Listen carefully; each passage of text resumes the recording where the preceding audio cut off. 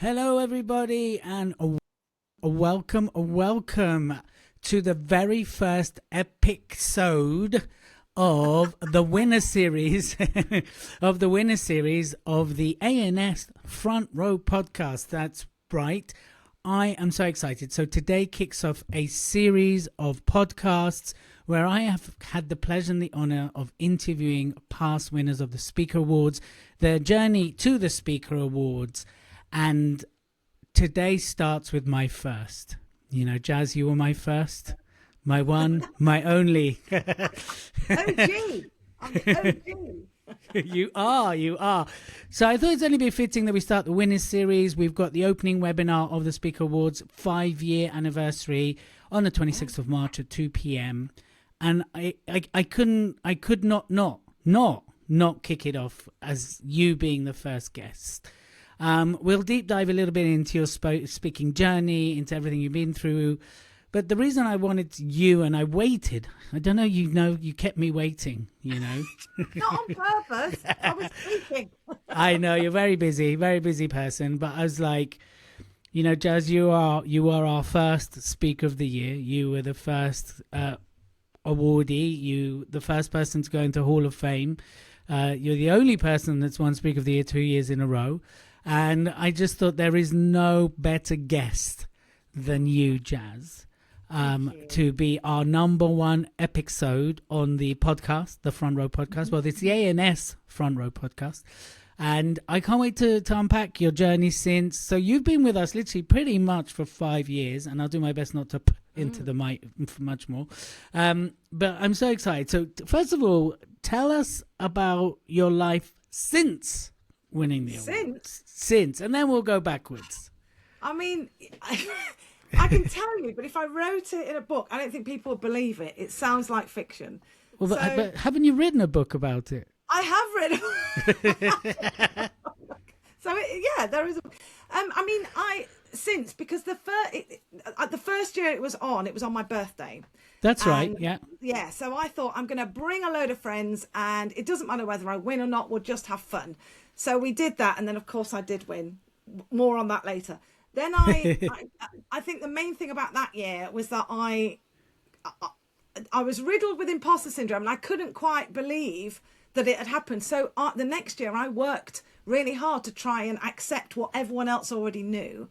And I think that also upped my game and gave me more confidence. So when I came back and won everything the next year, it set me on this new path of you've got to go with fact over fiction, fact over your own feelings. And the fact is, I can't be Speaker of the Year and still be saying, oh, you know, I'm not very good. And, I don't know if I can do it. It's because I'm undermining the entire process otherwise. So that's the biggest thing since. It's like, I keep saying to myself, it's not bragging if it's the truth. So like to have the awards, the trophies, to be recognised by your peers, especially in Storyteller of the Year, it means a lot, you know. So last year was the culmination of kind of winning twice, winning everything, and then being in the Hall of Fame, which was amazing. And then speaking, it's probably the biggest thing, speaking at the summit last year. So last year was a big year. The book that I wrote about my story was released, and that has now been reprinted twice since then. It's getting great reviews on Amazon, and it really is what I said in my first speech. It's when you start becoming the human you were designed to be and not the human the world says you're supposed to be, and you step into that kind of takes people on a journey of what was happening in my life at home and at school, and the difference that people made, the everyday heroes that I talk about a lot. So the book was released, then the film that a production company made about my life was finished. That won an award at Cannes in the Film Festival of Diversity in Cannes. And it's gone on to win awards in LA, in Miami, in Bournemouth, not as fantastic, but still, and all over the UK and Europe. Then I got a letter to say that from Hull University, which I thought was about student loans. I honestly... Oh, no, you thought they're coming after you.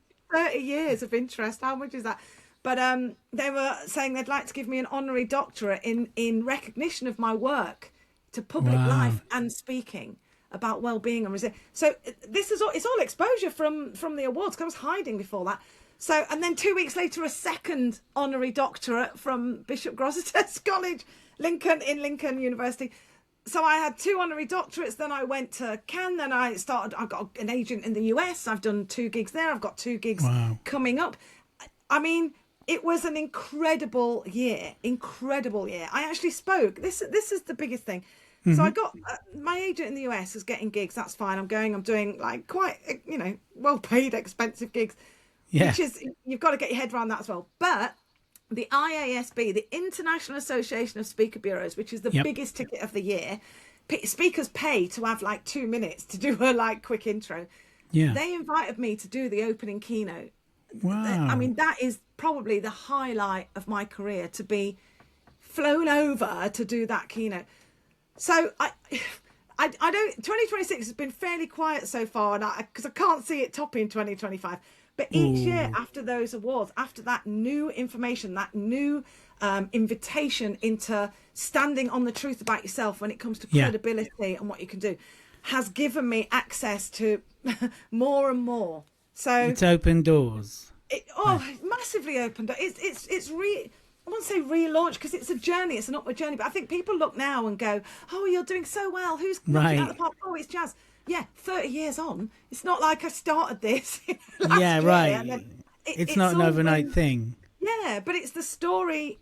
The Speaker Awards and the Summit and working with you guys has changed the story I tell myself about myself.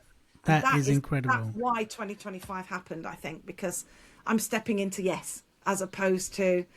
and I'm believing it. That's it. Anyone can stand up and pretend. Anyone can perform for 20 minutes and make it look good. But to live the life of someone who is in the business of getting people to change their hearts and minds and take action, that wouldn't have been possible prior to the Speaker Awards. I just didn't have the belief. Wow. Really. It's interesting. You're, I think, my 9th or 10th interviewee. We're kicking off with you, but I have to admit that I did pre-interview people before you. So I've been having affairs all over the place. You might be my first, but before there was and actually hearing this from speakers, every episode I recorded, we're recording this live, we're streaming this live, I get goosebumps hearing that. It really kind of reiterates the work, and that it means something, that it's not just about the glitz of the awards, it's actually what happens after them. And every single one has talked about who they became as a result of it as well. So let's dial back a bit 5 years. It's, I come up with the idea of, hey guys, I'm going to put an awards on, right? Yeah. I tell Simone Vincenzi, the sales director now, and he slaps his forehead in his Italian style and goes, Elliot, you and your ideas, you have to go get a promotional partner. I go get the promotional partner, which are Rethink Press. And then I decide we're going to do it on the 18th of November 2022, which is my daughter's birthday, which she's never forgiven me for. It's a great day to be born, right? And then I launch it to the world. And you were one of the first people that got behind it. You're like, Elliot, I'm in. What do I need to do? Now, by that, you were already fairly established then. So tell me, what was it about that made you enter? Why? Because you didn't really need to, right? And I think that's the thing that people need to understand. I mean, you say that, but at the same time, for me, being a speaker is a lonely life, right? You're going somewhere, you're staying in, even now I'm staying in very nice hotels, but it's still a hotel. I'd rather stay with the host. I'd rather stay at their house. I'm going somewhere, I'm staying in the hotel, or I'll fly to the airport, and then I go to the conference centre, I stay, and then I come back to the airport and go. It can be quite isolating. And one of the biggest things I wanted was a community. I wanted to be with people who were running faster than me so I could learn to run faster. It's like if you're Usain Bolt, who do you practice against? You run faster than everyone. So I wanted to find those people. And I knew from watching you and working with you and the people you get involved from, Maria, I knew that there were people running faster than me. There were things that I didn't know. There were people who had learned more. And as I became quite established and sought after in education and public service in that world, when I first started, I would go to an event and I'd be doing a workshop, tiny workshop. So I would go all day and I would sit in everybody's keynote and I'd go to every workshop and I'm like, that's good. I love how they did that. Look at that invitation. Look at the vulnerability. That's too polished. They don't really believe what they're saying. I collated all this stuff. And then as I got more and more established, people started putting events on where it was all about me. So there's no one else there. So I go and it's jazz, and then I do a workshop after, or I go and it's jazz, and then they finish. So really, I didn't have the input anymore. I was doing a lot of output without the input. So when you start talking about the awards, I'm like, this is a place for input. So I honestly thought that I would go and I would have a great night and it'd be fun, and I would get some feedback on, even if the feedback was, you're not good enough, that's great feedback. So I put in because I wanted to know where I could improve. I wanted to do that. I would bet my children. Oh, I'd give them away anyway. No, I'd bet my cat. Oh wow, that's big. Not the cat. Well, I know that's how important it was. I would have bet my cat that there's no way I was going to win anything. In fact, when we had the awards, I think I was entered into the best live gig, best virtual gig. They were the two categories. Yes. And because I didn't have anything else, didn't have a show reel, didn't have anything else. Right. And on the best virtual gig was up first. And I'm like, and I love encouraging people. I love clapping. I love celebrating. So, and there was a few people I knew there, not many, but a few people I knew. So they called the people up and they called highly commended. And I was highly commended in the virtual gig. That's right. And I got a certificate. I was beside myself. And I came back to the table. And you're like, that's it. My operations manager. And I said, does this count as an award? Can I put this on LinkedIn? Because this is so cool. Does this count? She's like, yeah, it counts. I'm like, oh my God, I'm going to update my LinkedIn. I was done. It was the best thing that happened to me. I was done. So then when I won, when my name was announced for Speaker of the Year, well, for Best Live Gig first, wasn't it? That was insane. That was the pinnacle. It's like, I don't want to describe it to compare it to orgasms, but it was like a very pleasant, wonderful, top of the wall experience. Then it was topped with Best Speaker. I shouldn't have said orgasm. Now I've said it again. Stop saying orgasm 3 times. Oh my God. It's all right. We're all adults. And then it's a natural bodily function. And then, well, like, it's in my keynote now. It's in my signature keynote. When my name appeared as Speaker of the Year, there's a wonderful photo taken by Gemma Greaves. I remember. You're shocked. People screaming. Simone's in the back. My daughter's there, and I am literally. I remember that. I mean, I'm gobsmacked. Yeah, we'll see if we can find that. Actually, we've got it somewhere. I remember that picture really well. I've got it. Yeah, definitely, and I remember that. So then the whole thing was, and you know what was interesting? And I can say this now. The summit was in the day, the awards were in the evening, and the summit was in that one hotel room. It was quite small. That's right. We had to move in our first year.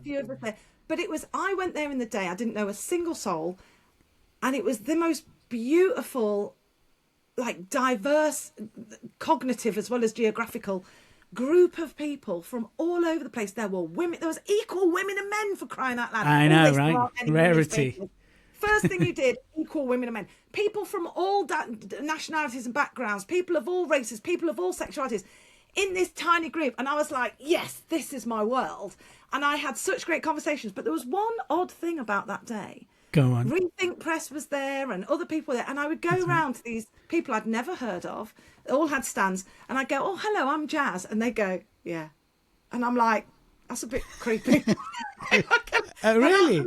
Yeah, and I was like, people, the exhibitors are a little bit off. There's something off about them. Oh, it turns out a lot of the exhibitors were the judges, and they knew that I had won these things, but they couldn't tell me. They couldn't give it away. I was like, why are people being a bit weird? I never knew that happened. That's so interesting. Yeah, it was so weird. And because I thought the crowd was great, you were great, Simone was great, but I couldn't understand why people were being a bit sort of. And I go, oh, hello, and they go, all right, and I'm like, yeah. Gosh. That's a bit familiar. Oh no. But, yeah, I never told you that because I didn't. It wasn't an unpleasant thing. It was just because I went on my own. So I literally that's right. I remember. I found a tribe there. I found a crowd of people that became friends and colleagues. Even in that first one, it was such a, to come knowing no one and go away with lifelong colleagues is insane. That is amazing. And a lot of people we've talked to and still talk to, one or not, so they always talk about the community, the diversity in the community, the welcomeness, the warmth. Two things on that note. Once when I interviewed Adele Bates, who won Best Story last year, she talked about how diverse it felt and how open. And it's interesting, on your note, when I interviewed Bonita Norris for this, she said that when she first arrived, the first year she entered, I came and went, "Hi, you're bonita," and her husband, "You've won," and he was convinced it's because I knew her name that she had won. Oh, right. Right. No, And that wasn't the case. The reason I knew her name is because she emailed him to change her photo.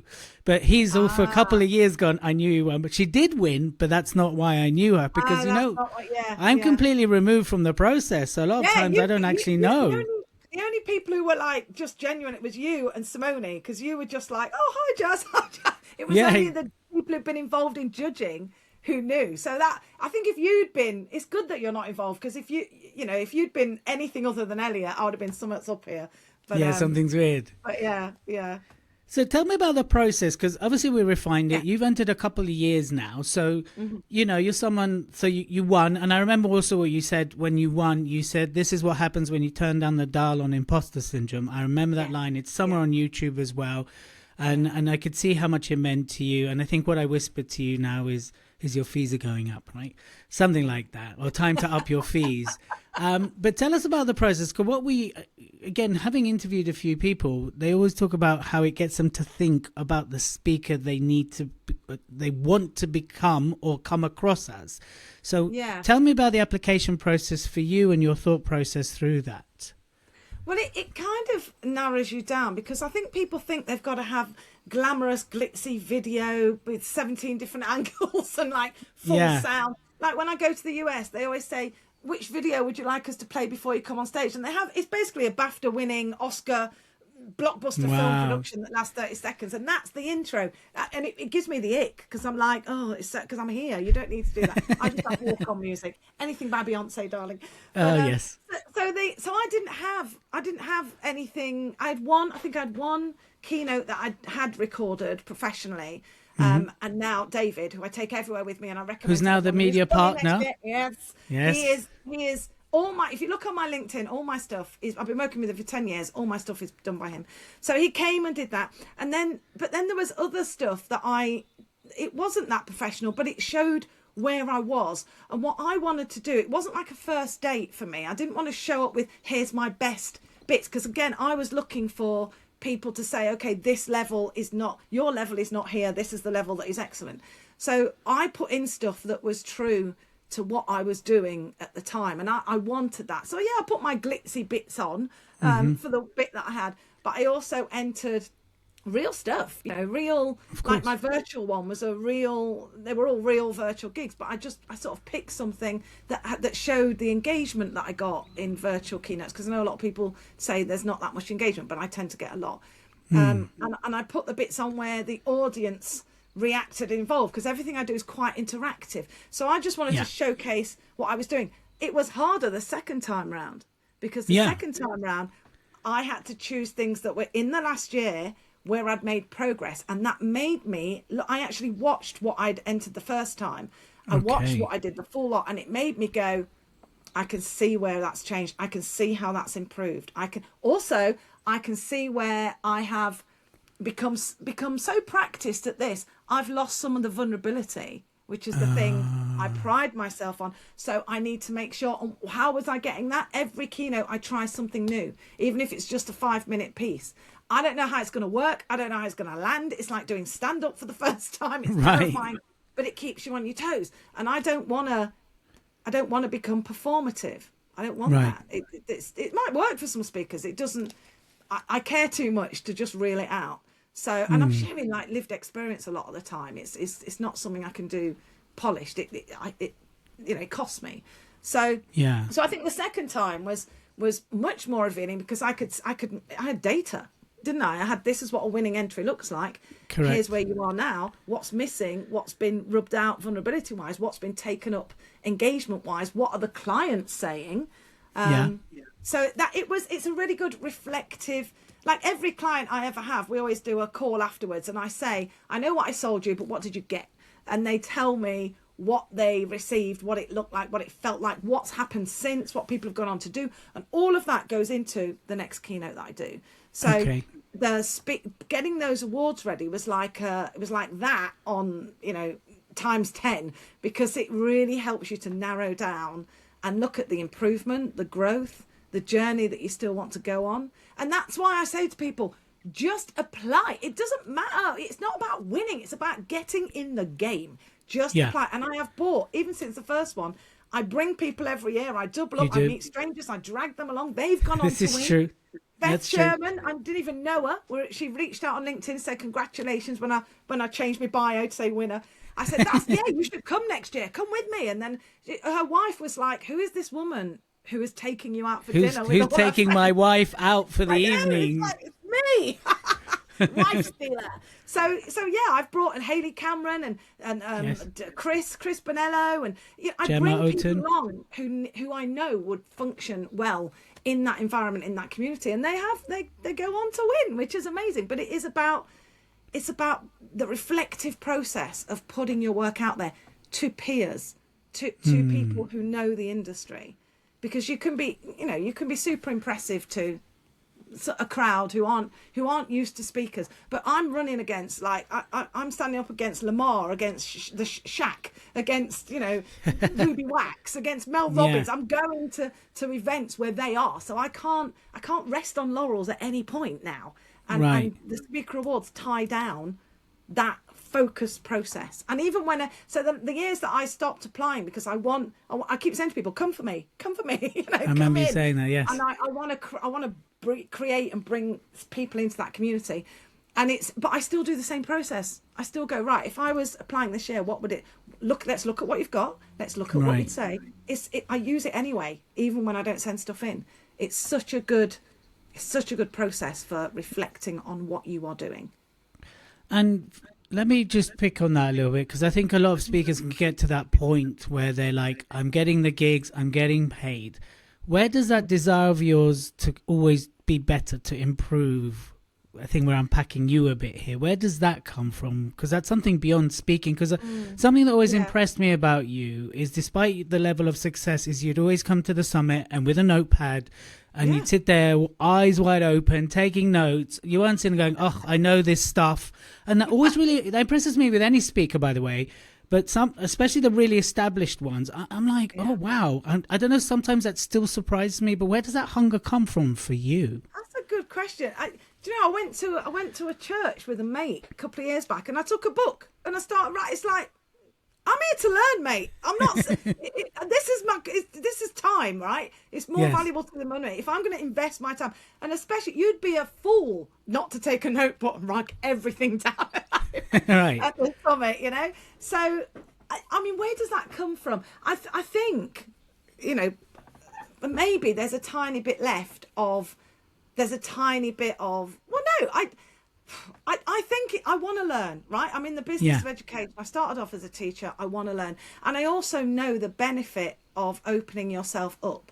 So as someone who grew up on the streets, abused, in childhood trauma, in and out of foster care, being locked down was a safety mechanism, right? It's a survival strategy. Going through like therapy as a teenager and in my 20s, being completely disassociated because it's protection, right? You're protecting yourself. Being on high alert in my 30s, seeing threats everywhere, I feel like because of, I wasn't a victim, but I was victimized because of what I went through. That's like a default setting in me. It feels like that. Okay. But I can't, that's not my fault, but I do have a responsibility to make choices that are beholden to the woman that I was designed to be, So I feel like learning, opening myself up. When I opened up, every time I've done it, it's worked out well. It might be painful. It might involve you swapping being judgmental of yourself or being a bit more curious. It's not easy, but every single time, so much good has come out of it. So it kind of feels like a default setting to me to open up, even when you think, well, I know this. It's like, well, do you? What's the thing that's missing? Where's the next level? Because I think it's a really good question, because I think I hit something where I realised kind of last year I'm top of my game, right? I've got all the trophies and everywhere I go I'm smashing it. Being the best isn't the same as being the best known. And it's not that I completely don't want to be famous. I really feel uncomfortable around. I like it when people come and say, Jazz, let's chat, rather than, as has happened, Jazz, can I touch you? After a no keynote. way. Someone said that? Yeah. That is weird. Can Can I I touch touch you? you? I'm like, Oh my gosh. but then I failed because I'm trying to talk about how we can be human first. We can all do this. And they've seen it as you're something special and I'm not able to do it. So that was my fault. I failed. And I said, look, we can have a hug, but let's talk. You know, it's not going to rub off Yeah. on you. Let's talk. Yeah. But I think it's that thing of knowing that when I have and this I don't say this very often, but I am driven not by this altruistic, let's make the world a better place, let's be positive. I am driven by dissatisfaction. And the dissatisfaction is people settling, people saying it's what we've always done. What can I do? I'm just one person. In fact, oh God, Elliot, the other day, it's a big story, but keeping it short, I do this thing called We've got the time. You can go big if you want. We've got the time. I'll tell you this because I literally processed this week. And once I've processed something, I need to talk about it. An exclusive. An exclusive. So one of the things I do is I work quite a lot with children in care. Yes. Young people who are in foster care, because there's something about when you've had the experiences that they've had, the experiences of abuse and neglect and trauma, you don't need to say anything. You just get it, but it gives you it's what I needed and wanted when I was a kid, right? So we've got this project called Jazz Apprentices that Shropshire Virtual School do. And it makes me cry every time I go. It's stunning. But I do a bit of coaching. We do some sessions, and then they go and we deliver a kind of training session, I guess, with their speeches to council members, to staff at schools, to trusts, and they come on this. There's a road show, and it's all these different kids. So we did our first one with this cohort. Oh gosh, it's really hard. We did our first one with this cohort. We did it in the council chambers in the morning, and it was brilliant. The councillors were leaving in. There was the mayor there were politicians there. They were astounded at 12 years old and 15 years old. One kid who's on the spectrum standing up and giving the speech that we've worked on together. And it was around things of what I wish you knew. One of them, Kathleen, who is, she blows my mind. She's 15 years old. She's got her own business. She's already brilliant. Her speech is something like, what I wish you'd known. I was 12 to 13 years old. I was bringing up 2 kids. I had a job in the corner shop so we could eat. I was being abused in so many different ways. Gosh. And all I needed was for someone to listen. But my behaviour made that difficult and no one at school listened. So here's what I want you to do. Sit down with someone and just listen. Really listen. That will make a difference. That's her speech. Wow. That she has put together as 15 years old. That is amazing.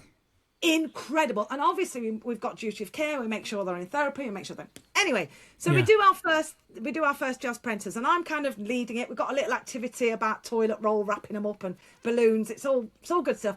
And then they do their speeches. So we're coming in. I've got one kid on the door, and he's like going, "We're filming." So it's like, if you don't want to be filmed, sit at the back. But we'd love you to sign this form being filmed. 12-year-olds standing up, sharing lived experience to a room of 70 adults. Wow. So some of the adults came in, they didn't want to be filmed. The head came up to me and said, Jazz, there's quite a few people at the back. And, I'd understand if they were like, on the run or in an abusive relationship. But a lot of them are saying they want to sit at the back because the hair's not nice or they don't, they just don't. And I when I say I lost it, I didn't like smash chairs up, but I was like aggrieved. I didn't know why. And I went up to everyone at the back. I said, hey, guys, we've got like 12-year-old students here sharing their lived experience, like putting their heart and soul out there. If you need to be off film for reasons for your own safety, I understand. But if it's your hair, and I actually said, which isn't very professional, I do see this when I was a photographer. If you look at yourself, if you think, oh no, I'm too fat, I'm too ugly now, in 10 years' time, let me tell you, you're going to look fatter and uglier. I've experienced that myself. So how you look is great. If it's just how you look, please don't. And I realised only afterwards, I was like processing it with the organiser. And I said, look, I tried to stay calm and I was endearing and polite, but I was raging about people sitting back. And she said, Jazz, it's probably a reaction to adults taking a back seat when you needed them. And I feel so protective over these young people to see adults putting up walls of self-preservation when they've got, I can't, Elliot, I can't. It was the same watching my young brothers and sisters being beaten. I can't. I have to put myself in. Now, that may be ADHD, it may be morals, it may be, but I am physically unable to I put myself in danger in order to make that okay. If I see a fight happening in the street, I would do that. So what I realized yesterday is I'm fallible, right? I'm still human in that experience, producing this thing with these children. I was like reacting to adults not being there for me. And that is what drives me. So I am here to learn whatever it is, because I'm at the stage now where if someone says we're being videoed, I'd sit on the front row and go, come on. So I need to know that's not my audience. My audience are people who have self-preservation, who are worried, who are concerned, who feel like they're not good enough. That's who I'm talking to. So I need to be in their shoes the entire time. I need to meet them where they are. And I can't do that if all I do is sit in my office and congratulate myself on having a backdrop that looks like this morning. I have to be in a position where my audience are in order to deliver the best I can. And that means I take notes at everything. That means I listen, I learn. Even if the notes are, this is not a good way of doing it, I am going to take those notes, because I am only in this to show people that there's a next. That's if I could do this another way that wasn't quite as stressful, I'd be doing it. I fell into this because of my passion for inviting people into, it doesn't have to be this way. It doesn't have to be this way. Thank you for being so open and vulnerable. I haven't. It literally, that was last week. Literally happened, and I only processed it yesterday on the way to Cardiff. That is incredible. Yeah, really, but I think, and being honest, that's what drives me. It's not this. I think everyone thinks, oh, Jazz is so positive and happy. Oh yeah, I choose this. This isn't natural. Well, it is. But natural also, now, I mean, you might be all this and happy. You've worked for it, but also happiness comes and goes, and fulfillment stays. Yeah. And I think what you have is a fulfillment, is a fulfilling life. You're ambitiously, you want to be fulfilled, and you want to fulfill others as a result of your experience. Yeah. I don't think anyone could be happy all the time unless they're on drugs or in denial, right? Or cake. Or cake. That's it. Was it drugs or cake? Drugs or cake. The amount of times I've seen your show reel, because also I show some people I work with as what does good look like. Well, no, what does excellent look like, actually. So it's really interesting to hear, because again, like, you could have signed your laurels and you came back year two. And year two, we didn't repeat that again, but you actually stood up on stage and had to deliver a story live. And there were 5 other people, all very, very good. And then again, I remember Max saying there was like half a point in it, and you won that, and then therefore you won Speaker of the Year. So is it that same innate hunger that kept you coming back the second year? Can I be better? Are you trying to be the man, or were you wanting to be Man City and just and win it all? I'm not a Man City fan. To play for Man City. Was it well, the driving force was the day the night was off the Shazam, right? Winning all the awards on the first, was off, but the day had been the one singular thing in that entire year where I had felt that I belonged. God, it makes me emotional talking about it. That I belonged in a... Why is that making me emotional? What is wrong with it? I'm going to be a hot mess the rest of this interview. Okay, go for it. Well, this is real. That I belonged in something. And that is my... I want to belong. I want to be part of something. I want to be textbook, boring, normal part of the crowd. And let's be honest. I had tried other things. I'm not going to mention them because I don't want to, diss anyone, and everyone's on a journey. But I had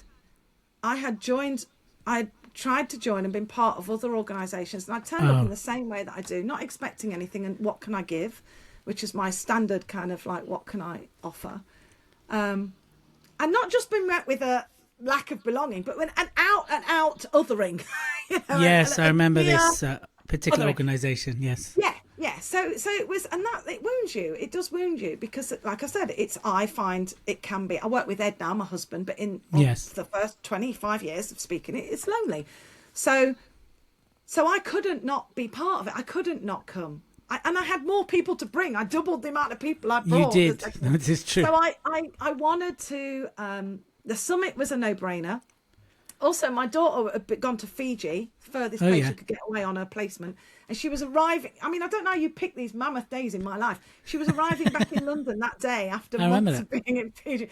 So it was literally pick her up at 4:00, stay in the hotel, do the summit, go to the awards. So I came back, and I didn't expect to win anything. I didn't expect to win. Speaker of the Year doesn't get decided until people have won. It doesn't until everything's in, yeah. Yeah. And I'd entered there were different categories. That's why I entered. So I entered Best Live Gig again, because I'd upped my game and I thought, let's see where this is. I also entered Positive Impact. That was amazing to get. That meant a lot to me, winning that. Yep. And then I also entered, God, I'm forgetting now, but they're all Storyteller. Storyteller. There was another one that I won as well, because I won 4 awards. Oh, it might be Speaker of the Year. Storyteller Award. Well, that one, I entered it, not really. I didn't think, it was the first time you did it. And I don't think we really knew what would happen. And you had an idea, maybe we'll do something on the night, blah, blah. But it wasn't until the night that I knew that I was in the running for that. And I was in the toilets writing what I was in the toilet with Beth Sherman going, what am I going to say? I've got like 5 minutes. And I was like hyperventilating in the toilet. And I had this scrappy bit of paper, and I never look at stuff, but writing it down helps me. And I knew the most important thing for me, and I do this all the time, and this is one thing I think that sets me apart. If someone says it's an hour, I will finish on minute 60. If someone says, it's really important to try and do, and I knew this was 5 minutes, and I'm like, the most important thing is don't go over 5 minutes, because that's the most important thing. And do something that, who are you talking to? Like, what's it for? Who's it for? Who are you talking to? What are their challenges? What do they face? It's meeting people where they are. And this is what I see with a lot of speakers when they've got expertise in an area. They're at 10, the audience is at 0. They dumb it down, for want of a better word, simplify it to 7. The audience is still at 0. They bring it down to 5. The audience is still at... So you have to start where they are. That's what sets you apart as a speaker. You're very wise. I've learned this, the hard way. So I was scribbling stuff in the toilet, and then I got on stage. I was shaking. I had a sequin dress on, and I could hear the sequins. I was literally shaking. And I thought, because these are my peers, people I respect, people I follow, people who get booked, the bookers look at me and them and then book them. And I'm like, they are the what, they're going to see. So, but as always, what I did, and I did this the same on The Apprentice, the same on Blind Date, the same on Meeting Ed. All I've got is me. I'm going to do me. And I'm Marmite. I'm either, you're going to like me and you're going to lick me, or you can jog on. I can't control that. Well, in some cases, want to touch you, apparently. I don't want to touch you. Just so everyone knows, you can't just touch me. I'll hook you and we can talk, but we don't do touching people. It's not good. But I kind of, it was a chance again, I guess, to be told, this is I wanted to see if I'd improved. That was one thing, because I thought I'd worked hard in between the year. So, and there's actually David, my videographer, who came as a guest, just videoed on his phone, and he's got video of each time my name was announced, me winning, and my reaction, and it's just this like looking up to the heavens, and then because you can't process it on the night. I can't process it in the moment. I know I was crying a lot. I know that was there. So again, it's an out of body experience, but it's saying your work matters. And actually, what was really special, apart from Mary giving me that award at the end, what was really special was that people were coming up to me and saying, they were all voting for you on the table for the Storyteller. That was amazing what you did. I can see why you won last year, and I can see why you've won. And that meant a lot, because it was peers acknowledging what I was doing. It means an awful lot. It's interesting when you mention that, because actually one of my drivers has always been the peer acknowledgement.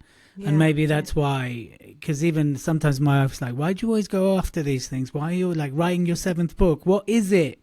What is it? Yeah. And I'm like, it's peer acknowledgement. There's something innate inside me that wants my peers, I like you, I don't want groupies, I don't want fans, but my peers to acknowledge what I'm doing. And I think I completely understand that. And it's the community. I think with you, you have this innate drive to lift people up. That whole rising tide, rising. Being in your orbit and just having conversations with you has contributed to a lot of my work improvements, because you innately you do that. Just a conversation with you, I come off and I'm like, right, I've got to write this shit down. I never knew that. I never know these things. I've got a whole file on my computer on Google Drive. It's like chats with Elliot. Everything you've ever said. It's all, and I put it into chat and I pull out what are the lessons that I learned. The only other person I do that with is Maria. Maria's the same thing. Maria Franzoni, who's our ambassador, for those who don't know. Yeah. And this innate desire to rise people up. And I want more people able to stand and not for themselves and for others around them, because I feel like everything you want is on the other side of a 10-minute courageous conversation. Everything you want. That's probably a great way of putting it. Yeah, sometimes it's with yourself, but everything you want is on the other side of not a difficult, I don't like that branding, courageous conversation. I like that. Well, you are all about 10% braver, so 10-minute conversations, right? Yes, I really feel that. So that's what that's what applying, that's what I do. It's an act of courage and terror. Courage and terror, I love that. So then we changed the rules, right? We had to, for various reasons. We made the decision and to open it up, not, partly influenced by that, but we just felt that rules needed to be reviewed. Mm-hmm. But then we introduced you to Hall of Fame. So you're in good company. There's you, there's Ben Hanlon, there's Jeremy. Jeremy, I can't remember his last name. The founder. I always call him JLA Jeremy. JLA Jeremy. And this year we don't know. And Jim Steele now, who's going to be inducted this year. Yeah. And, tell us. And then you're like, you know what? Thank you. I'm done, but not in a horrible way. You're like, where do I go from here? I remember we had that conversation, right? Yeah. But I feel that in essence, all that did was, like you say, that was the beginning. And then from there, more has happened. Yeah.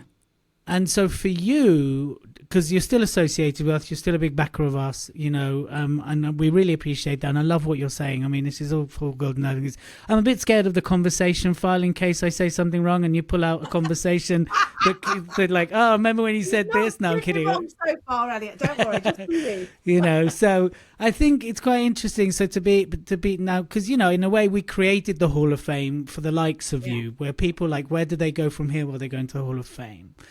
And so for anybody that's been watching or listening or going to be listening on the replay or on the podcast platforms, what would your kind of advice be? Because I do know we get, for example, some very established speakers think about it, but then they can't they're like, oh, what if I don't win?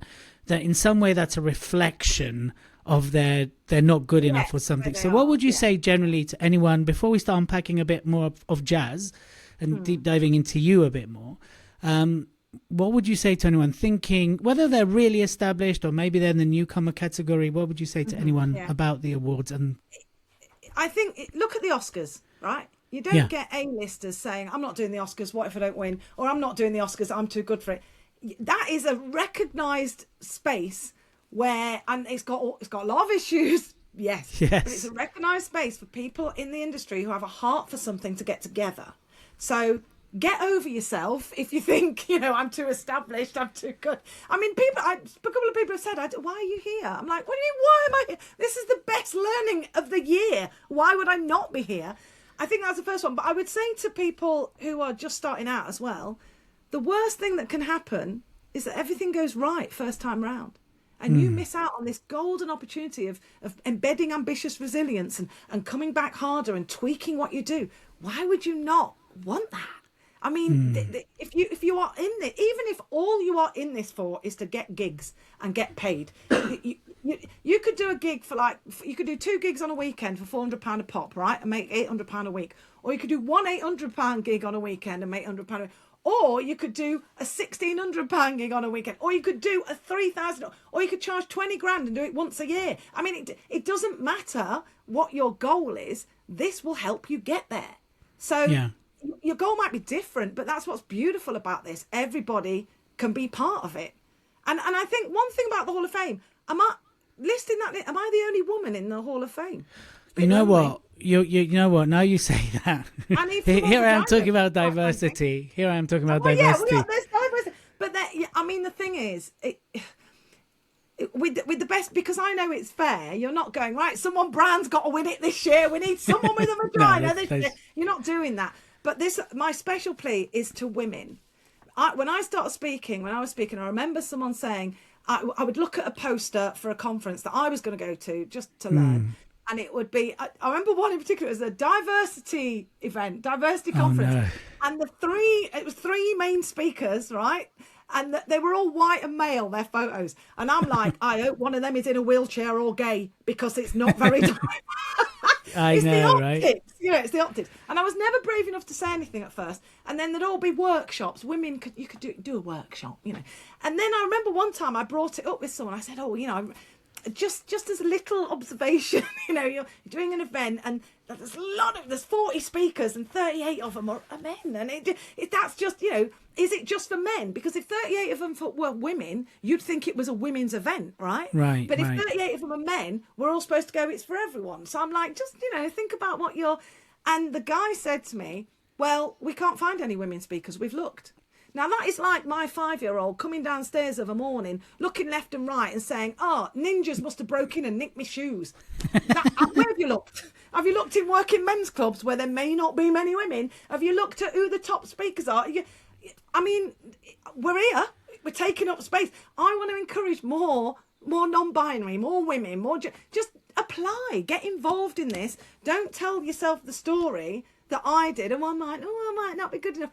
I have an invisible friend called Tarquin. I've had him since I was 18. He went to Eton. He's very, a bit entitled, but not too much. And what I think is, what would Tarquin say when someone says, "Do you want to apply for the Speaker Awards?" Tarquin would go, "Yeah, sure." Right. It wouldn't affect him. Me, I'd go, I don't. Well, what is it? And I'm not sure.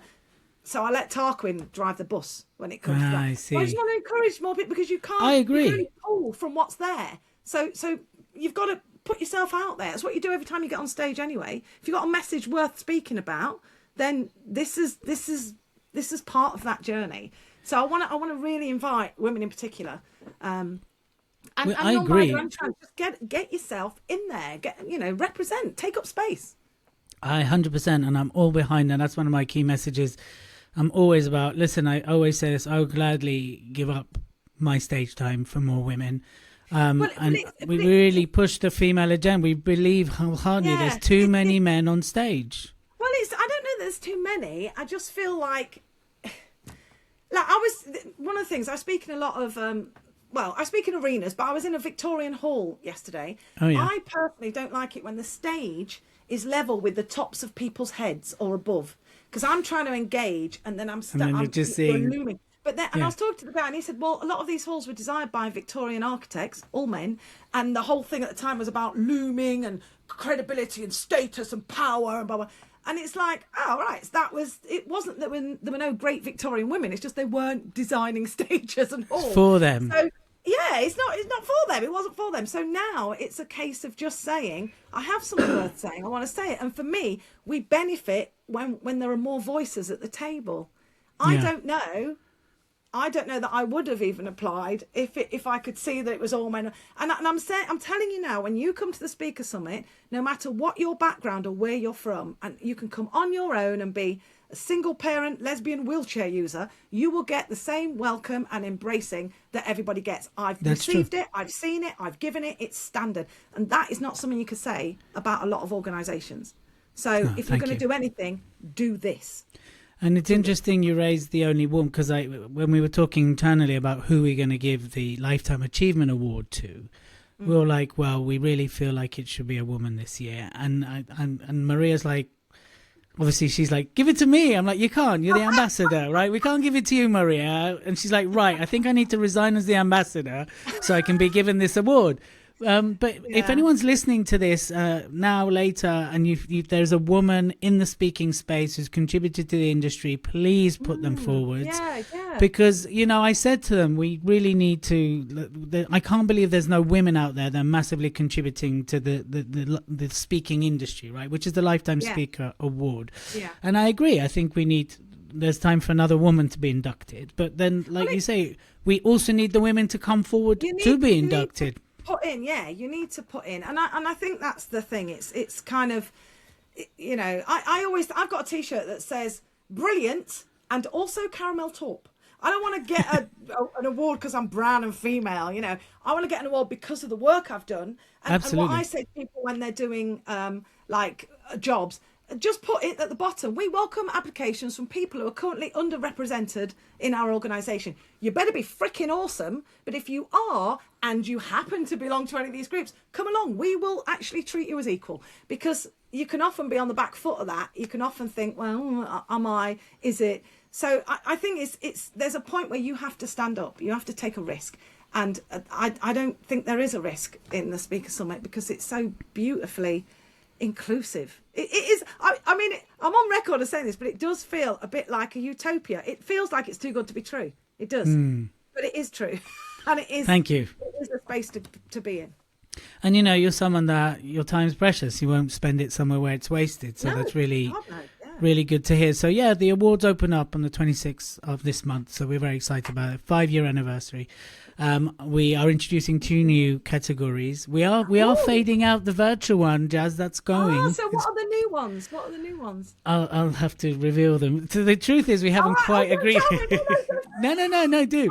The honest truth is, we haven't quite agreed on them yet, but we know there's 2 new ones coming. We know we're going to replace the virtual one. Is one best hair? Because then I could enter again. Yeah, maybe we could do best hair, best outfit. Now we're going into a whole different category of speaking. Best dressed. I'll sponsor best dressed. Okay, there we go. We have a sponsored. I'll have to send you the sponsorship pack for that. So look, we're really excited about that. So again, if you like it, anyone listening here, you know, go to speakawards.com. You can go on the waiting list, or if the application's already open when you listen to this, you can apply. And like you say, like you've got everything to learn, right? You can learn either it wasn't successful, why not? You win or you learn, or both. Right. That's your only option. Yeah. And probably both. And I think everybody that I've interviewed has talked about they had no expectations. It helped them streamline the speaker they wanted to come across as. And winning was the bonus. They all talked about the community, the inclusivity. And it's funny because Adele, she talks about this in her podcast. When she looked at a category, she saw the judges. And she's like, Elliot, they're all, I can't remember, they're either all men or something. How does this play out in diversity? And I said, you know what, Adele, you're absolutely right. It just happens that this category has men as judges. But we're always trying to improve. And she said that what really won her over. How I received it. Not being defensive, just going, oh, yeah, do you know what? You're right. Fair point. That's what I love. We're all learning. Yeah, exactly. And we're trying to grow and we're trying to be better, and we don't always get it right. But we do get it right more than we get it wrong is the good news. So Jazz, let's unpack you a little bit. So let's dial back 30 odd years, right? So you talked a little bit about your background. You've talked about your journey as a young person, as a teenager coming out, and then you land in teaching. How did we go from teaching to international best-selling author, speaker, apprentice? So another quick question that, while it's on top of my mind, is the Jazz Apprentice a little bit of a finger to the apprentice? It was not my name. I did not call it that. They called it that. Okay. But yes, it is a play on being on The Apprentice, Jazz Apprentices. Yeah. So I'm just going with it. But yeah, at the time I was like, could we call it something else? Yeah, no, it's that. I mean, you know, when I sit and look at it from where I was, there's a line in Hamilton that Eliza sings, look at where you are, look at where you started. The fact that you're alive is a miracle. Ah. Just stay alive. That would be enough. And I look at the journey. Yeah. And I can't comprehend it. When I read this, this is my book, plug. I wrote it. It took 7.5 years to write, and it is the journey. It's a roadmap for navigating through, being resilient and navigating through whatever trauma it is, and coming out the other side and writing a new story. It's restorying. 7.5 years. I went back into therapy twice. And then I had to read it for Audible. And they said, we can get someone to read it. I'm like, no way, I am reading it. Oh, wow. I was over kind of enthusiastic. So we sat down. And also I said, I want to read it in a day, because I don't want to be going to bed and getting up. Because there's a lot of stuff in here that I don't talk about on stage, because I haven't processed it to the point where I have my copy somewhere. Can't quite see it. It's somewhere over here. I don't do it. So I read it on Audible. I read it in a day. And then I spent the next 2 days crying. I bet. Crying. it's heavy going. So the story, I mean, there's humour in there as well. People laugh about it. My footnotes are second to none, but mainly because I don't know how to use footnotes, so I had to make it up. But the journey. So when I was in teaching, I didn't think I'd make that. I didn't. Everything was this is the best it's going to get. It can't get better than this. So I wanted to be a teacher, the whole Mrs. Cook thing, but university, I didn't have anywhere to live. I would come out of foster care, you get like 250 quid and told to go and make your fortune. So I had nowhere to live. I was living in a community house, which my days were numbered in there, really. University gave me 4 years of accommodation and food. Wow. Yeah, and then at the end, I'd have a degree, which meant I could teach, which meant I would never be hungry again. So if I'm honest, that was a big driver, because I had to exist somewhere. So, but also it was this passion of, what if I could meet children where they are in the way that I hadn't been met? What if I could be one of the 5 everyday heroes out of the 100? And what if I could do that for every child, not just the children that need it? So teaching is my first love. I mean, that, and my only love, you know, that what I do today is a form of that. Everything I learned about what I do now started in teaching. But when I was teaching, it started off with phonics, for example. And I know anyone who's got kids is going, my kids are doing phonics. Yes. I am to blame for a lot of that, so I'm sorry. But I'm not sorry, because your kids can read, so there we go. Don't be sorry. Yeah, I'm not sorry. So I was sort of, there were two classes in reception. One was given Jolly Phonics, one was given something else, and we had to see which one worked better. And I sort of like did it half-heartedly, really. I did it half-heartedly. But my kids seemed to learn to read and write quicker. And so the next school I went to, I said, look, they can't, I'm going to do this because they can't do it. And then I went to Jolly Phonics headquarters. The address was on the back of the book. This is before phonics were in the curriculum. And I said, listen, mate, I knocked on his door. It's this big house. It's this old guy called Chris Jolly. I said, all right, mate, listen up. I've been telling everyone about this scheme. My kids can read and write quick, better than the 8-year-olds, and they're only 5. You should give me some free resources. I'm doing your marketing for you. And he was like, come in. So I went in. And then he said, oh, would you come to this event? I'm going to talk to head teachers. Would you come? It was on the last Friday of half term. And I was like, yeah, all right. So, and then he said, I'll pick you up. And he had a sports car. And I thought, he's trying to cop off with me. That's what's happening here. I said, you're all right. I'll get the bus. So anyway, I turned up. He did a talk about stats and data and numbers. And then I talked about Gary Bates in my class. And I showed some work and writing. Everyone was in stitches. Everyone was loving it. It was the last Friday before half term. People went bonkers. And all the evaluations were, Chris was great. Yeah, very boring stats. Jazz was amazing. I wish she'd been my teacher. He saw that and realised he was on something. So although I didn't get paid, what he started doing is sending me out to Australia, America, all over the place, the Caribbean, talking about phonics. And I said to him, listen, your scheme has got holes in it, right? There's some books that are better than the ones you do. I'm not going to, I don't work for you. I'm going to tell the truth because I care about the educators and the kids. He's like, that's even better. So basically he paid for me to fly. He paid for my flights and I took whichever boyfriend I had at the time. But I was going around inspiring people to use a scheme and I went to Trinidad where I was supposed to speak to 200 people and there were 700 turned up. The next day it was like full. I was in a shopping centre upstairs and it was rammed. I'm talking like this all day. They went 14 places up the Pearls. There's this worldwide thing where you measure literacy and maths in all students, about 15. They moved up that as a result of that. Their whole country took on phonics and took on doing. I mean, I've written academic papers with professors about, like I'm established in that world.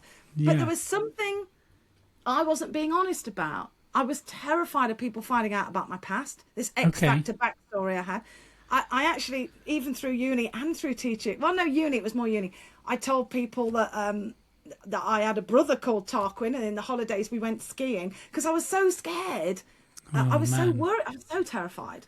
So I couldn't say I haven't got any parents and I grew up in foster care on the streets, and I couldn't say that. So I lied. I lied about my past in trying. But I knew that reading, writing, and spelling were my tickets out of mindset poverty, not just physical poverty. That mindset poverty, and so I was passionate about that, but I wasn't being honest about why I was passionate about it. And so I started moving into, I worked with the government, I phonics stuff, and I advised international governments. I got quite big in that world, and I started trying to bring that into schools when they weren't looking for phonics training. So I was working with a company who were doing outstanding teaching, coaching, and I would go in and work with the teachers over a year, work with different groups. And one of the sections was on growth mindset, right? Okay. And I was talking about growth mindset with these teachers. And one of them said to me, I thought this was going to be tips on how to teach better. You're talking about an entire mindset shift. And I realized that some of the teachers I was working with didn't have a growth mindset. No. And I was trying to help them teach students that when they were, you can teach what you've read in a book, but you can only recreate what you already are. That's a message for parents. You can only recreate what you are. So sort your shit out, because you Yes. at least don't sit there going, oh, well, never did me any harm. It did, in fact, do you some harm. Did a lot of harm, yeah. So I started, and then it became harder and harder for me to not be honest. And I think I talked a little bit about how teachers changed my life. And that kind of led on to being invited to do a TEDx talk, because I was in literacy. I was one of the top people in it, and I talked a bit about. And in the TEDx, I was just going to talk about, it was an education, voices. I was just going to talk about failure. But then someone said to me, we had a coach during that, which that's the best thing ever. Work with Elliot, work with Mary, get a coach, work with Mary, best thing ever. Yeah. So this coach said to me, we did all the training, she said, I think you should talk about The Apprentice. And I'm like, no, nobody's bothered about that. She said, Jazz, it does a lot of work for you, because you're talking about, you got fired in the first week, for crying out loud, after all that prep. This is a good story. So, because I was trying to hide that. I thought maybe they won't Google me and find it. So there was that. And then she said to me, I said, if I'm going to talk about The Apprentice, I have to, what you don't understand, and what I hadn't told anyone, the week that came out, you can't tell anyone you're on it, right? Until it's released. Yeah. You can't tell anyone. And the week it got released, suddenly everyone knows about it. Everyone's going, oh my God, Jazz, you're on The Apprentice. I'm on billboards, I'm in posters, I'm in magazines, I'm all over the UK. That night, my brother took a heroin overdose and died. Oh, no. So I then had calls from my siblings who we were estranged, we hadn't spoken. I thought they'd seen the press, but they were ringing me to say that, Paul had taken a heroin overdose. Gosh. And, the first thing, I just collapsed. But I rang, the BBC was so good. I rang the producer. I was supposed to be on all these shows that week, because it came out on Wednesday. I was being fired. And I rang him and said, look, this has happened. I don't know what I'm going to do. And they kept it out the press. I don't know how they did that, because it's pretty, big news. They kept it out the press. They sent me flowers. They rearranged everything so I could, and it must have cost them a fortune. They were amazing. Wow. And so that and I talk about this because it totally changed what I was doing. After all of that, the journey, etc., everything else, that was the worst week of my life. But after all that, I was thinking about it one day, and I thought, I know a way of navigating the journey that I've been through. Mm-hmm. And I'm not telling anyone, because I'm scared of what they'll think of me. I'm scared they'll judge me. So I'm keeping it to myself. Paul had the same experiences as me, but he didn't have people fighting for his highest good. I'm not saying it's their fault, but it's the trajectory, isn't it? You have a past like mine. You don't go on to do what I do. You go on to do this. So that's when I thought I've got to start saying it. So when I told her this, she said, if I talk about The Apprentice, I got quite cross. This is what was happening. This is what The Apprentice meant to me. People see the show, but I was going through hell. And she went, you should say that. And I was like, well, I might as well stand on stage and take all of my clothes off if I'm going to do, because that's the level of vulnerability you're asking me to share. I was quite cross at her. I'm like, you don't get it. You don't get it. You don't understand me. You should do it. And so my TED talk changed. My TEDx talk changed in that last week, and it became what it is now. And that changed everything. And actually, the first gig I got after that, I was still doing all the phonics. I was still traveling the world and doing phonics and speaking in schools. And I got asked to go to California to speak to creative entrepreneurs. And I was like, what about phonics? Why do they want to know about phonics? We're all going to be doing it. And it's like, no, talk about, your story, resilience, the kind of... And I was like, I'd been hiding it. Then I'd spoken about it. It blown up. It trended on Twitter. Last time I trended was when I got fired from The Apprentice. Then I'm trending because of the TEDx talk. People were suddenly asking me, and I'm like, I've got to make a decision. Am I going to keep hiding, and try and like protect self-preservation up here? Or am I actually gonna am I going to be the change that I want to see in the world, rather than encouraging others to do it? Am I going to? And so that's really where it started. I was training and I was speaking and I was traveling the world, but I wasn't talking about me. I was keeping it very safe. And then suddenly I started developing this keynote, and I was always very careful. I never been a fan of trauma porn. Like all the books when I was 14 were like, it wasn't even being a survivor. It's like, this happened to me and it's awful. And even now, Jimmy Savile, when they did the big expose, and they put like people on there who obviously have had traumatic time. I know that I've been through it, but are all broken and hurting. And I want to present another side, that this is what it looks like on the other side of healing. On the other side, It doesn't have, because I didn't have anything like that. All I had is, you're going to get diabetes and stress and drink loads and then die early. That's all I had, and the research shows that. But I am not a unique unicorn. I do the work, and that's why I am who I am. And so I wanted to invite people into that. But again, I don't start at 10. I started for people who haven't had this experience. So I think, what is it that connects with them? And we don't all have the same story, but we all know what failure is. We all know what guilt is. We all know what shame is. We all want something better for our kids or other people than we had for ourselves. So that's where I started. I started building something based on what I knew about teaching, about outstanding teaching, about resilience, about growth mindset, about failure. I pulled that in. I poured myself in it, and I started building keynotes around those themes. And then everybody I spoke to, it was, what do you want people, what do you want the audience to say, do, think and feel after your event? And then I will craft something that gets them there. And I used to do because I was charging 50 quid at the beginning. I used to charge 50 pounds. At least you were charging. I was the 2 times that I did it free, one of them is before phones. I'm so old. And I said, can you send me a map? And they said no, because it costs 10p to photocopy. So when you do it free, it's free. It's like a free sample on a street. You're not going to respect it. So anyway, charge is what I say. So I was charged 50 quid. And I remember kind of going along and thinking, how do I give them more than 50 quid's worth? So I can up my price. If I do it, I'm going to up my price. So I just started doubling, and went on from there. But it was, every event was terrifying, because I didn't know how they were going to react. I didn't know what it was going to look like. And what you see now, what I do now at the Speaker Summit was a version of that. Yeah, that's right. Is very much all the mistakes pulled together and all the things that land pulled together. But for every audience, it has to be adapted for them, so that what they say, do, think and feel afterwards is important. A friend of mine worked with Seth Godin. And he said to Seth, he talked about me and said, this is what Jazz is doing. She wants to get people to take action. And Seth Godin said, that's hard. My goal is to inspire people. That's all. Just get them inspired. Well, I can inspire people without getting out of bed. If I'm going to turn up, you better be taking action after I've spoken. You better be doing more of something or less of something. You better be saying no more or yes more, because it's cost me. And so the journey from teaching, I feel like I'm still a teacher. I'm just showing up in a way that makes sense to people and takes them on, because I don't want to indulge. I don't want to be, it's my own story. Look at me, aren't I amazing? What's the point in that? Beyonce's amazing. Watch your special on Netflix. I want to actually say, this is possible for us. So what's your next step? What's your next?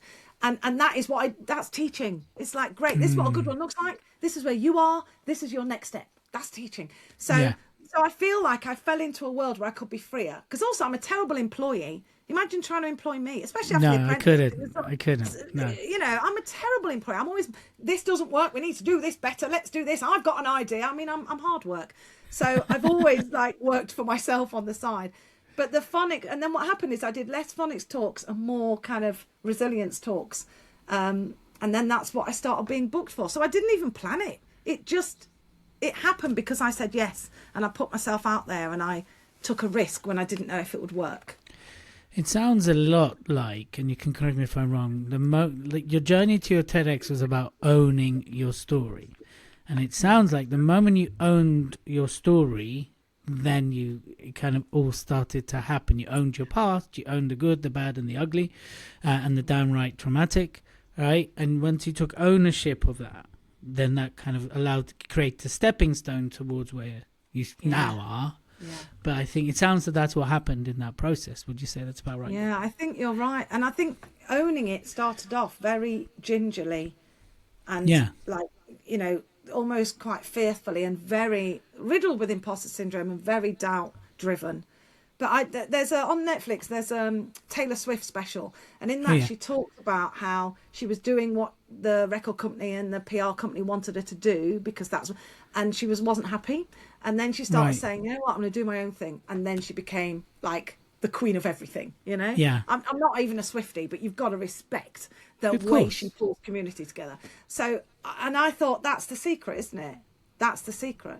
And that's what those teachers that sat at the back, they could see 12-year-olds emoting, but they want to opt out to protect themselves. That's it's a natural thing to do. It's like, well, let's just, but what if we stood? What if we did say, whatever your corner is, whatever you want to comment on or fight on or bring some insight into, what if you did, you know? So it's that, I think that was a gradual journey, which got expedited by, the TEDx and the Speaker Awards. They're the two biggest things that have driven it forward.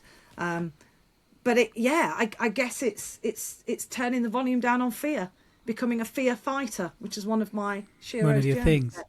It's the first one, actually. You can't do anything until you start fighting fear, because fear will keep you keep you small, keep you out of the way. You know? Absolutely. Yeah. And there's a couple of things I want to ask you, and then we'll start wrapping up. You've given so much value here. Forever. I don't want to wrap up. I know. Well, we can stay forever if you want. The longest podcast in the world. We can hold the record for that.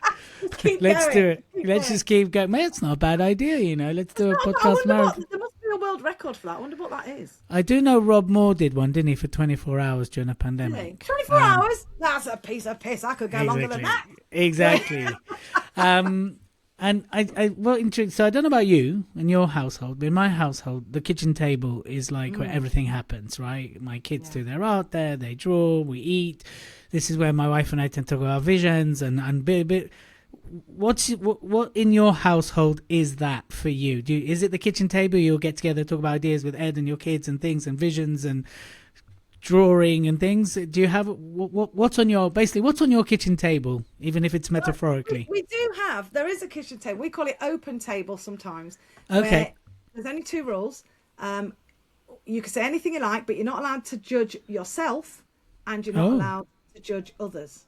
Now, this is, anyone can call open table, and my kids have used this against me to kind of share. The first time we did it, I'm a teacher, right? So I'm going to come up with questions. So I said, what habit of your parents would you like to take on when you're a grown-up? My daughter's 12. She says, I know something I don't want to do. And I was like, I can't think what that is. So I said, what is it? And she said, with no judgment in her voice, when I grow up, I want to do a job where I can just come home at night and be present with the people that I love. Wow. How wise. Go, how dare you? I don't do that. Hoisted by my own leotard, you can't judge yourself. Right. You can't judge anyone else. So my only other option was to I'm a terrible person. But that's judging me. So all I could say was, well, tell me more. And she talks about how Dad loves his job. I was teaching at the time, loves it. But the thing is, sometimes Leo talks to me and I'm not even taking my eyes off my laptop. I'm like, Garamond sounds like a font. Is that a Pokemon? Right, okay. So and she said, I just want a job. And now at this point, this is why we love our open table. You can it's 2 G's. You can choose guilt or gratitude. And guilt is easier. You just want to feel bad about yourself. Yeah. But what we try and do is choose gratitude. This is what I found out in chapter 12 of Parenting Trinity. The pen's in my hand. I can change chapter 13. So our kitchen table is always EBI WWW. What went well, even better if. What are the pigs? What are the peeps? We do this every time we sit and eat for a day.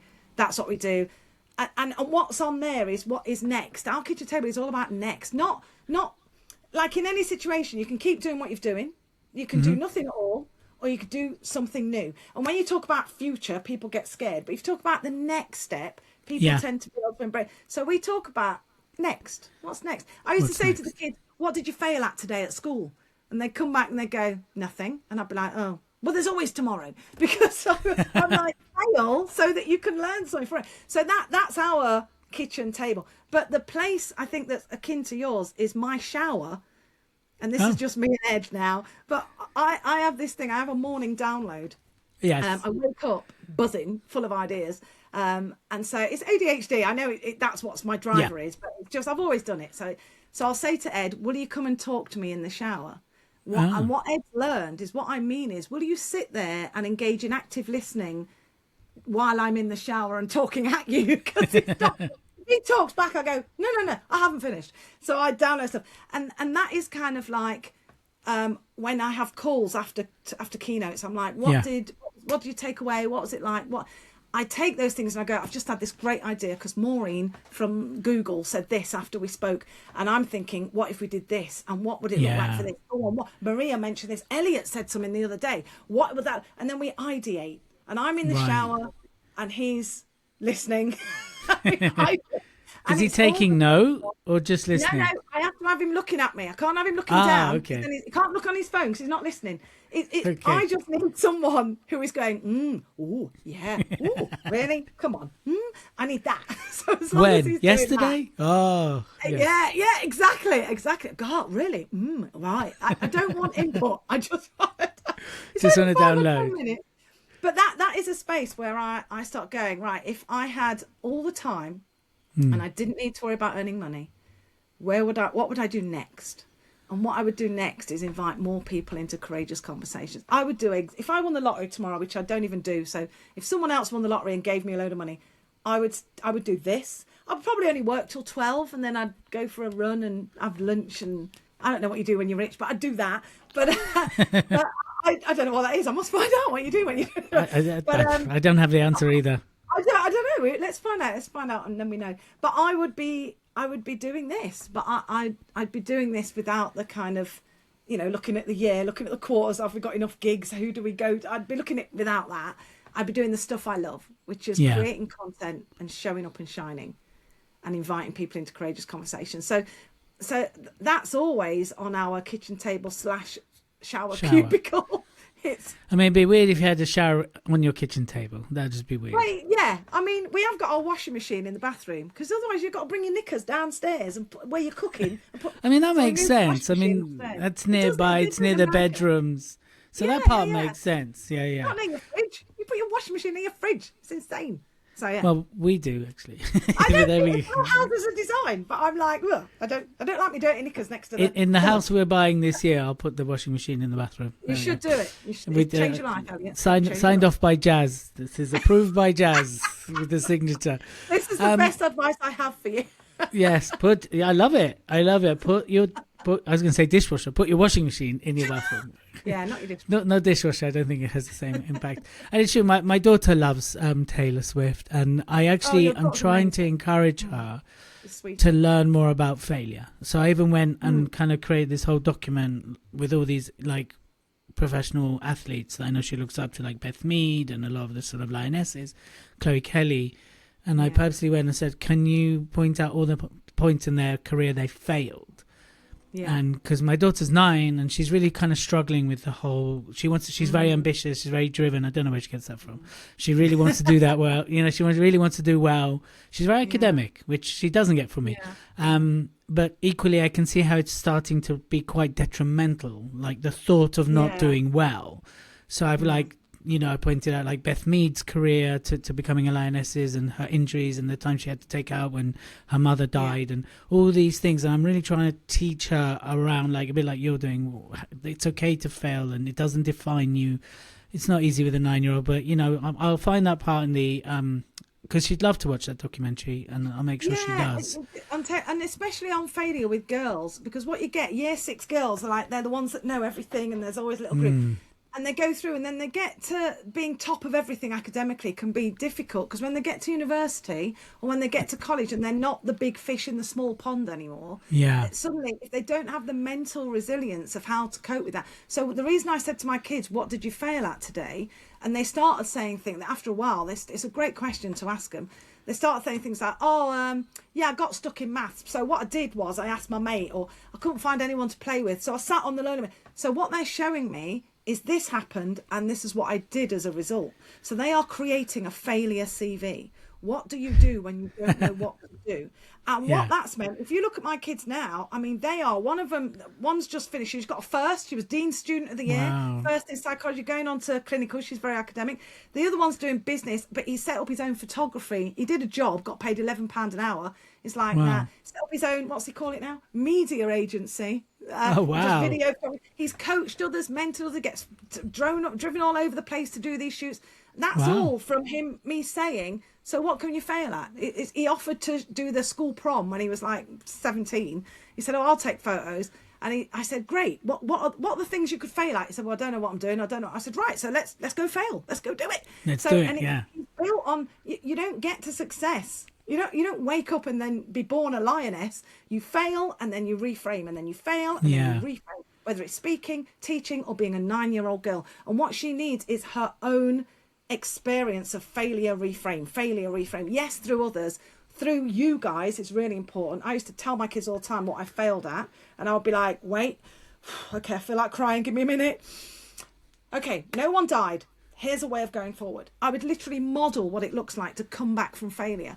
And that is who they are and what they do. To the extent of my youngest, who's on the spectrum, you know, has his own issues, but he's at a great school, and he's so brave. He went to another school to volunteer for D of E, and I said, oh, I'll come with you. He said, I'm going to do it myself. And he introduced himself. And I mean, that would have been unheard of. But it's this journey of growth by failing for success. Fail your way. And I know it's a bit twee. It's a bit No, but it's true, right? But it's, I don't, in school you get this message of, you know, be creative, and then suddenly it changes to you either right or you're wrong. But what I think we miss a lot of the time is the failure is fertile ground for growth. And you don't get to be at the top unless you have fallen. The idea is to shorten the time between being on the ground and getting back up again. And I feel this so passionately with kids, and especially young girls who can be very academic, but struggle with, okay, this time I wasn't top of the class, what do I do here? So you're doing exactly the right thing. So I need to talk to more, and I'll mention that to my wife about talking more about failure, because she probably does see like us traveling and doing this stuff, and Dad's writing his 7th book, and you got to rebrand it. Failure. Rebrand it, absolutely. And last thing before we this will go, I have a feeling this will go on for a while, but what's the one thing we should be talking about that we're not talking about? What are we not talking about? I feel like I'm talking about it. I guess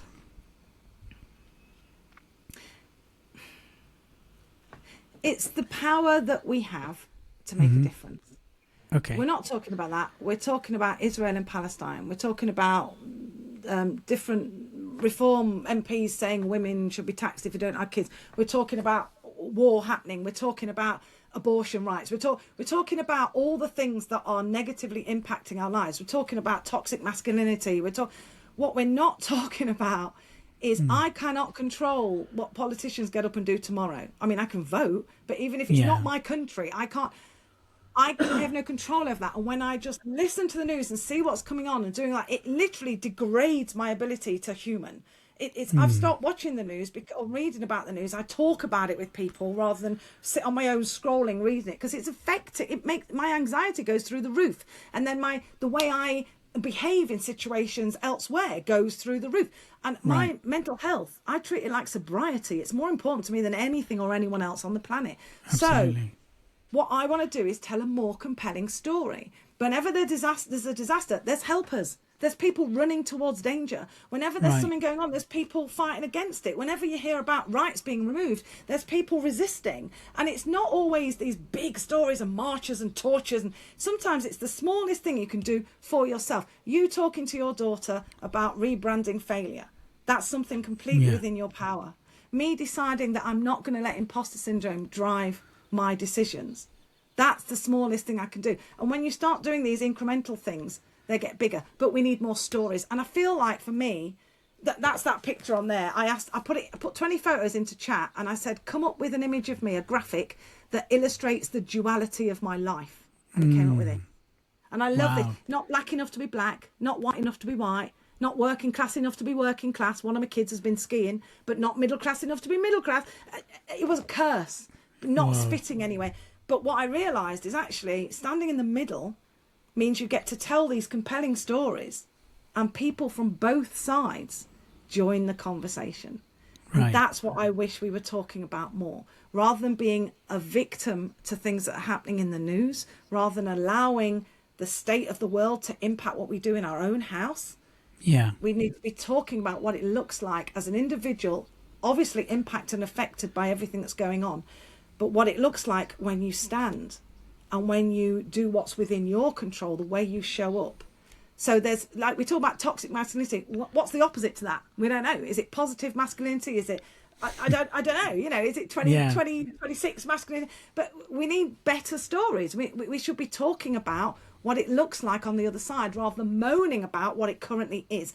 That is my big pull. I feel completely hopeless, completely distressed, completely. I spent a day a couple of weeks ago not being able to function because it had been announced the Taliban had announced that now domestic, on top of everything else, domestic violence towards women is okay as long as you don't break any bones. And I spent an entire day not functioning because of that. Now what can I do? Do I go to the Taliban and go, hey, I don't think that's fair? Do I, you know, or do I say, well, you could try. What I can do is use what I have, and if that's just my house and my family and my kids and my friends, have the conversations. I say to my husband all the time, listen, you talk to your mates about, you know, homophobia, about domestic violence. Have these conversations about them. Because when people are going, not all men are rapists, well, you know, some of them are. And if you're having a conversation, someone says something sexist or racist, talk about it, you know, step in, invite them, get curious, rather than just, because what we're all doing is shrinking.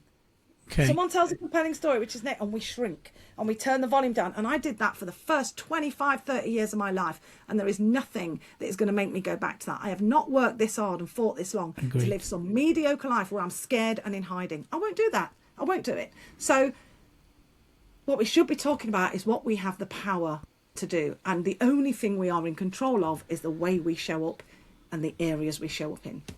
So that's what I see. That's what my heroes do. That's what I see people doing. That's what I try and emulate. And I'm scared. I'm scared as well. Yeah. But that's where being 10% braver comes in. Being scared and taking the first step anyway. And how would you say people, like, you don't watch the news, that's one way. And I think just kind of to pull on your wisdom a little bit more. So when someone is being sexist, or when, you know, when it's the blatant sexism or the blatant racism, that's easier to go, you know, that's not okay, you're racist, that's racist, or that's sexist. It's the grey area of sexism or racism that I feel people don't speak up or don't express themselves. So in your experience and your wisdom, how can someone call that out? Yeah, I think that's where the challenge is, right? It is. And you've got to be you. That's the most important thing. And what what I've got at my disposal is humour and endearment.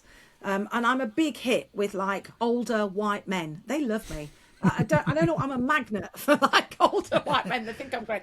So my friend tells this story of being in a meeting, and it's in the north, and there's a guy there, and he's cross, something hasn't gone right, and he's banging the table, and he's going, all these leaders, they need to grow some balls. What's the phrase? Grow a pair, or get some balls.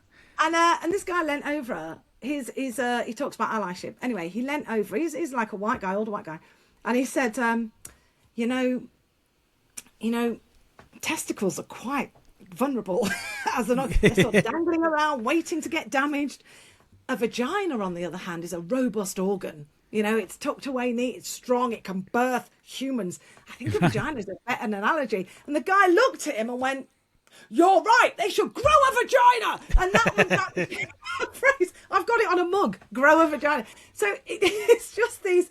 There are little things that you can do that challenge within human. And look, you can't do it all the time, right? Because you'd be knackered. And you've got to have the emotional energy in order to go forward. And there are times when someone will say something, and I think, do I have the emotional energy and the generosity required and the grace to gift this person with a conversation about this? And often I don't. I don't. Fair enough. Yeah, me too. That I'm close to, my friends, colleagues, people I care about, people I know have an impact and have had an impact on me. Like I've just said, am I the only woman? Am I the only one with a vagina in the group? I try and find a way of asking a question, right? Because I don't have any answers, but it's just about asking a question. So it's the tiny things. And listen, the next time it happens, the next time someone says something and you say to yourself, am I going to be 10% braver or am I going to let it go? It doesn't really matter what happens. If you're not brave enough, that's fine, but own it. Own that you weren't brave enough. So next time you're like, I didn't do this last time. You've got to cumulatively build to the point where you go, can we have a courageous conversation? Because if you say that to someone, you're framing it. I find it, and I did this with my brother, I find it really hard when you say things to your son like, don't be a girl. Because, you've got your daughter there and your wife there and me there, and you're saying, don't be a girl. And it was the most beautiful conversation we had. He said, well, that's just what you say. I said, yeah, but on the other side of it, can you see what it feels like? And he said, well, I said, it's kind of sexist, Pete. And he's like, I'm not sexist. That's just how I was brought up. And I said, what a great revelation. He doesn't identify as being sexist because that's what he's always known. Right. And he lived in different foster homes.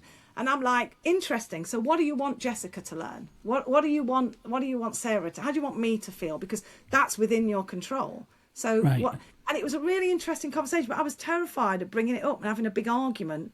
But we had that conversation. I've got so much more respect for him because he got. I was trying not to be judgmental, but I'm super judgy. He was choosing to get curious. He was actually the bigger person in that conversation. And I would never have had that with him if I hadn't have been brave enough to have that career. You've got emotional capital with people. You've got relational capital. They're the people I would start with, the smallest things. Yeah. Okay, that's interesting. No, really wise, really clever.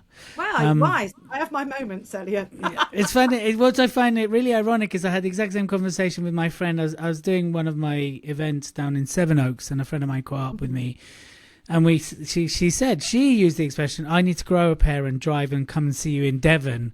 And I said, why would you want to grow a pair? We're quite vulnerable. We're actually quite weak. And I literally said to her, no, you want to grow a vagina. Yeah. I said, and so it's funny that this conversation's going on.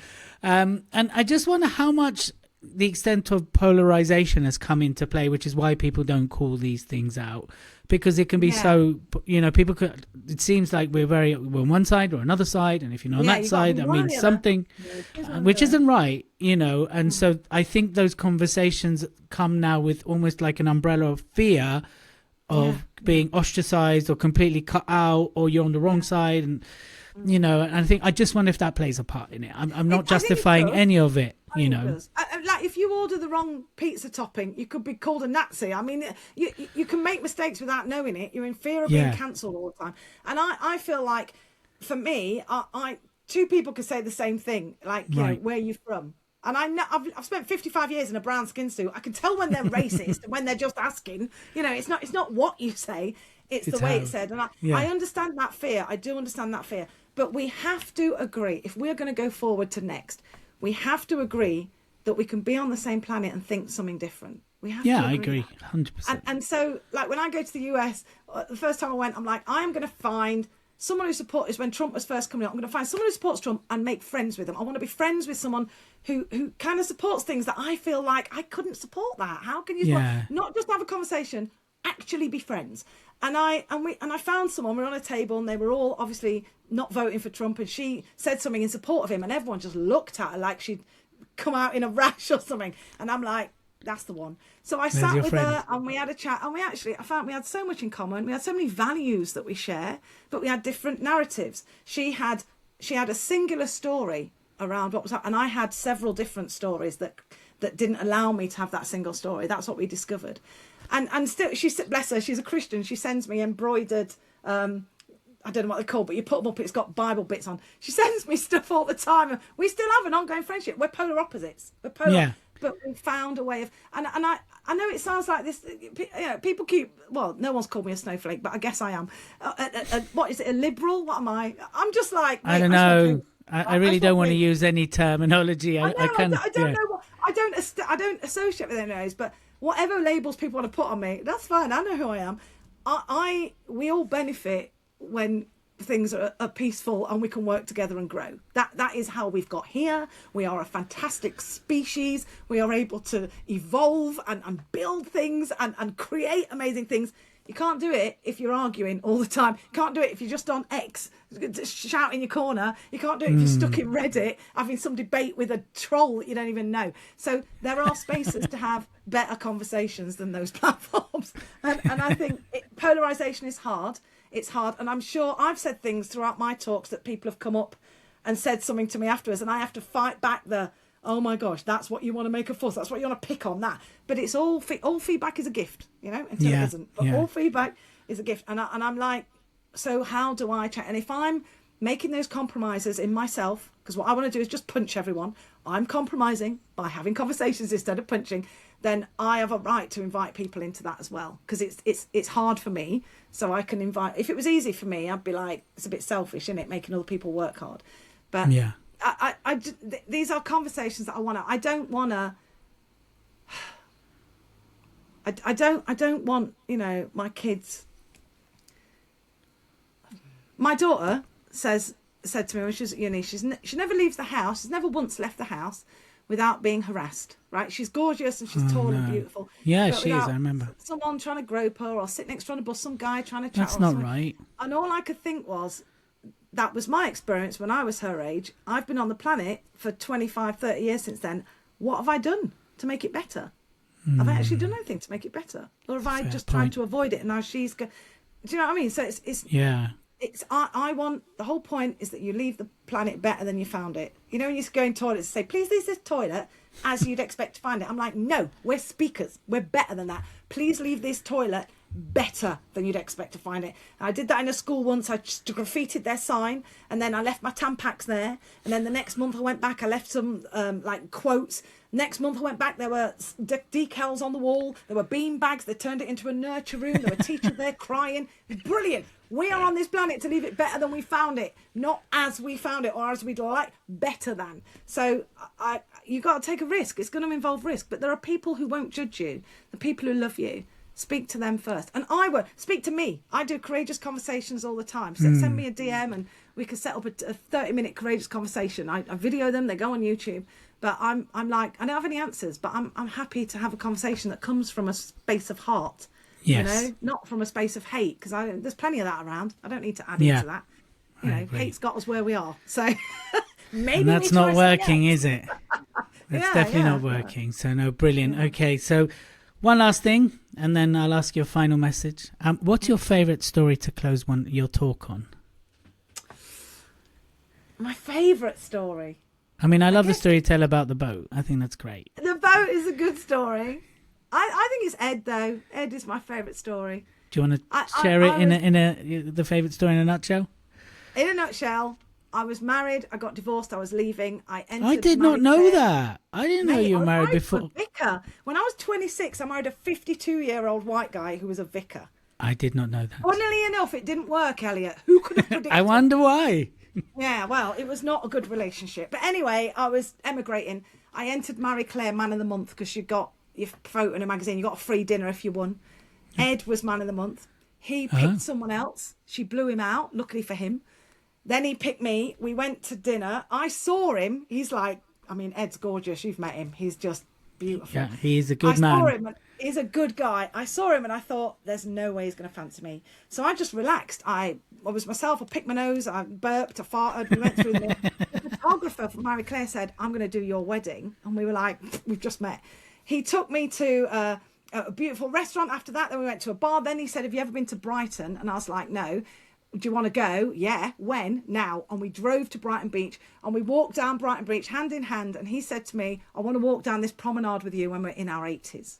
And then he drove me back to London and I fell asleep on him and I woke up and saw that I dribbled down his shirt. So I jumped out the car, I was half asleep, and I went, thanks, and I ran into the house. And I realised I didn't have his number because the magazine had arranged it all. Oh, no. So I rushed back to the door to open it, to shout after him, and he was standing at the door. And he said, can I have your number? And that was Marie Claire. We were in there 20 years later, married, 3 kids, madly in love, still, chasing each other around the bedroom. That's my favourite story that I don't often tell, but it is. I've got 2 lives, before Ed and after Ed. The boy is... Well, still with Ed. It's not after Ed. Still with Ed, since Ed. Since Ed, yeah, because we haven't, hopefully we never reach the after Ed part, right? No, I can't see that happening. I mean, it's been 25 years. We've got 3 kids. Neither of us are going anywhere. It would take a lot of effort. We're just going to stick with this. That is a beautiful story. That's so nice. And having met Ed, he's a really, really lovely person. And he supports you so much, right? And I think that's a massive part of having that support unit around you. And you've talked about that. Yeah. What's your final message for people about the Speaker Awards? And then we'll say our goodbyes. Because we've been talking and we could keep going, but we do have to wrap this up. We'll try and break a record next time. It's really simple. Be 10% braver. What would your life look like if you were just 10% braver? I can tell you. You'd apply for the Speaker Awards. You'd apply in every category you can. You'd put yourself out there. You'd turn up on the day. Come and find me. I'll be there. I'll sit with you and chat and have a coffee. Show up, step out, stand. That is in whatever way it looks like. But just do a tiny step. Go to the website today. Like register so you get told when it's coming out. Just do something tiny today and gift yourself that kind of ability to be part of something. And if you've come before as well, don't think, I've done it now. Come again and contribute and add, because that's what I have benefited so much. Every time I turn up, I try and give, and I benefit so much from that.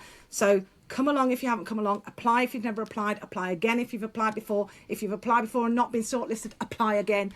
Put yourself in the running.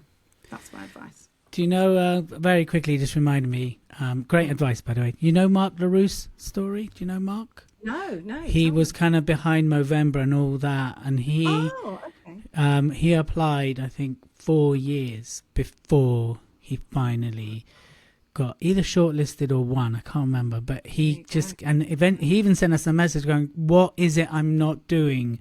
Yeah. And so I kind of gave him general. And then I think it was only last year he finally made it on the podium. But here's a funny story. He couldn't make it. He'd bought the ticket and everything. He's ready to show up. And then he sends an email a few days before going, I forgot it's my wedding. Oh, oh my gosh. Not a great start to a marriage. He's like, I think I need to get my priorities right here. So, but yeah, he finally made it. So it took him 4 years. For him to make it to the podium. So that just reiterates the point you're making about coming back, better, stronger, bouncing back. So amazing. And it makes a better story. The worst thing that can happen is that you win first time, that you miss out. You miss out on that story, on that journey, if everything goes well. So aim to fail, and then if you don't, it's a bonus. And if you do, you learn something. So yeah. Perfect. Jazz, thank you so much for your heart, your mind, your wisdom, your intelligence, your stories, everything you bring beyond just the awards, everything you do for people, for young people, for businesses, for brands, just for being you. So thank you so much. And we will have a marathon one day of podcasting. But for now... And for doing this for everyone, because I know that people are going to get so much out of these. I'm going to be tuned into every single episode. But thank you for going first. Thank you for showing what a good one looks like, so people like me can respond. It really is a gift. I don't think you always realise how appreciated you are for what you do. Thank you. So thank you for that. That's nice to have. I got goosebumps again. So let's end it there, shall we, before this goes to another place. Goodbye, Thanks a lot. Thank you everyone for tuning in. Listen, this was a epic episode. Thank you to Jazz. If you want to find out more about the Speaker Awards, we open on 26th of March at 2 p.m. is the webinar. But if you can't make it to that, just register. We'll send you everything and then you can apply, because you never know where you're going to land. Till the next time, we'll see you soon. Okay. Bye, people. Bye. Now, will it let us unplug? That is the question. Anything is probably still